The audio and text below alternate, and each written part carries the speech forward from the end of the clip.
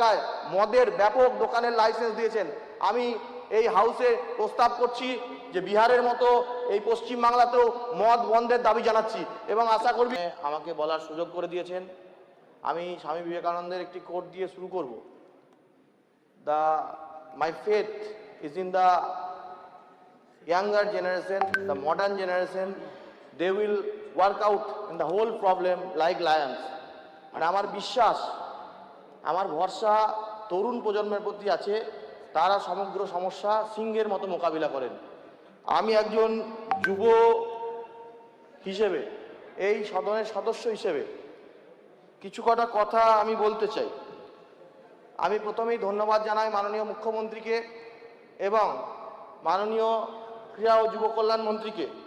তিনি 490 কোটি 44,44,000 টাকা এই গুরুত্বপূর্ণ যুব এবং ক্রীড়া দপ্তরে বরাদ্দ করেছেন। আমি বলতে চাই যে জেলায় জেলায় যে ডিস্ট্রিক্ট স্পোর্টস অ্যাসোসিয়েশন আছে, সেই ডিস্ট্রিক্ট স্পোর্টস অ্যাসোসিয়েশন সেগুলো প্রান্তিক ব্লক স্তরে যারা যে সমস্ত রেজিস্টার এবং নন রেজিস্টার যে সমস্ত খেলাধুলার একাডেমিগুলো আছে, তাদের সঙ্গে পূর্ণ যোগাযোগ পাওয়া যায় না। জেলা স্পোর্টস অ্যাসোসিয়েশন মানে জেলা সেন্টার, জেলার যেগুলো সাব ডিভিশন টাউন, সেখান থেকেই উঠে আসে।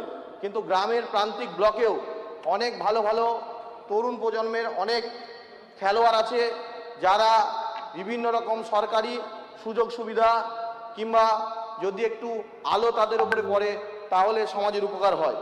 আমি একটি নাম বলছি, নাম হচ্ছে রবি হাঁসদা, যিনি আমার ওখান থেকে ভাতার জুনিয়র ফুটবল একাডেমি থেকে উঠেছেন এবং তিনি সন্তোষ ট্রফি চ্যাম্পিয়ন। সন্তোষ ট্রফিতে গোটা ভারতবর্ষের মধ্যে বাংলাকে সর্বোচ্চ 12টি গোলদাতা হিসেবে গোল দিয়েছেন। তিনি ওয়েস্ট বেঙ্গল পুলিশে কর্মরত আছেন। কিন্তু এছাড়াও আমার ওখান থেকে শম্ভু মাঝি, মন্দিরা হাঁসদা, যারা হচ্ছেন মহিলা যে ইস্ট বেঙ্গল টিম আছে সেখানে প্রতিনিধিত্ব করছে। আমরা যারা জেলার ছেলেমেয়েরা কলকাতায় খেলতে আসে, এখানে ভারতবর্ষের প্রাক্তন ক্রিকেটার হিসেবে অশোক দিন্দা আছেন, আমাদের হাউসের সদস্য। উনি স্বীকার করবেন অনেক ক্ষেত্রে বিভিন্ন রেল স্টেশন, অনেক ক্ষেত্রে এয়ারপোর্টের লবিতে তাদেরকে দিন রাত ঘুমোতে হয়।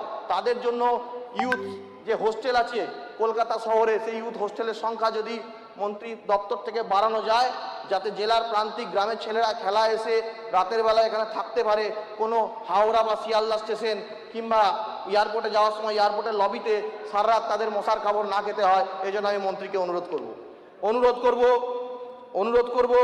আমি যে কলেজের প্রাক্তন ছাত্র, চন্দ্রপুর কলেজ, যেটা আমার পাশে বসে আছেন শ্রদ্ধেয় শিশির ঘোষ মহাশয়, ওনার মঙ্গলকোট কনস্টিটিউয়েন্সিতে পড়ে। উনি কদিন আগে ওখানে ভিজিটে গেছিলেন। প্রাক্তন ছাত্র হিসেবে ওই কলেজের অধ্যাপক সমেত সমস্ত মানুষ আমাকে রিকোয়েস্ট করছেন, সেখানকার খেলার মাঠের অবস্থা খুবই খারাপ। আমি মাননীয় মন্ত্রীকে বলবো, আমার পাশে শিশিরদা আছেন, শিশিরদাও ভিজিট করেছেন, যদি চন্দ্রপুর কলেজের ওই যে খেলার মাঠ আছে সেটা যদি সংস্কার হয়। আমার কনস্টিটিউয়েন্সির মধ্যে পড়ে ভাতারের যে আলীনগর স্টেডিয়াম, বিগত 40-50 বছর ধরে সেই স্টেডিয়াম আস্তে আস্তে ভগ্নাংশ দশায় পরিণত হচ্ছে। যে বাউন্ডারি ওয়াল আছে, সেই ওয়াল রক্ষণাবেক্ষণের অভাবে যখন ভেঙে ভেঙে ইট তার কনস্ট্রাকশন পড়ে যাচ্ছে, সেই ইট কনস্ট্রাকশন ভেঙে যেগুলো পড়ে যাচ্ছে রাস্তার ধারে, সেগুলো মানুষ বয়ে নিয়ে চলে যাচ্ছে। সেই আলীনগর স্টেডিয়াম যাতে পুনঃসংস্কার হয়, আমি মাননীয় মন্ত্রীর কাছে অনুরোধ করব, তিনি এই বিষয়টা যাতে দেখেন।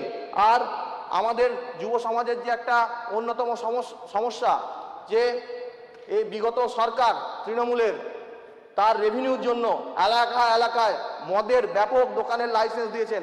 আমি এই হাউসে প্রস্তাব করছি যে বিহারের মতো এই পশ্চিমবাংলাতেও মদ বন্ধের দাবি জানাচ্ছি এবং আশা করবি সমস্ত সদনের সদস্য এই পশ্চিমবাংলায় বিহারের মতো মদ বন্ধ এবং গাঁজা, হিরোইন, ডেনড্রাইট, এই সমস্ত যে বেআইনি নিষিদ্ধ নেশার দ্রব্য, এগুলো যাতে প্রশাসন বন্ধের দিকে নজর দেয়, আমি এটা অনুরোধ করছি।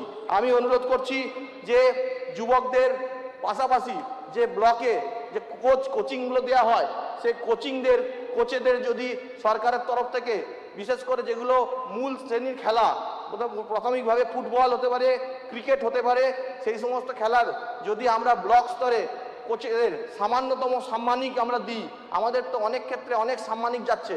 যদি ব্লকে আমাদের 300-400 যে ব্লক আছে, সেই ব্লকে যদি আমরা মূলত প্রথম শ্রেণীর যে খেলাগুলো যেগুলো পার্টিসিপেশন হয় সেগুলোতে যদি কোচেদেরও আমরা কিছু সম্মানিত দিতে পারি, তাহলে অনেক কোচ আছে তারা সেই সময় যারা অন্য ব্যবসা বা কাজে তারা ইনভলভ থাকছেন, তারা সেই সাম্মানিক পেয়ে তারা কিন্তু এলাকায় খেলাধুলা সংস্কার করার জন্য নতুন যারা খেলোয়াড় আছে তাদেরকে মূল স্রোতে নিয়ে আসার জন্য তারা জীবনপণ করবেন এবং খেলবেন।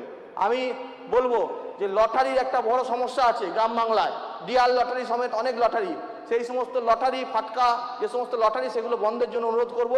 আমার সময় শেষ হয়ে এসছে, আমি মাননীয় স্পিকারকে আরেকবার আমি ধন্যবাদ জানাচ্ছি এবং ধন্যবাদ জানাচ্ছি আমার ভাতার বিধানসভার মানুষকে যারা আমাকে এখানে আসার সুযোগ করে দিয়েছেন। ধন্যবাদ।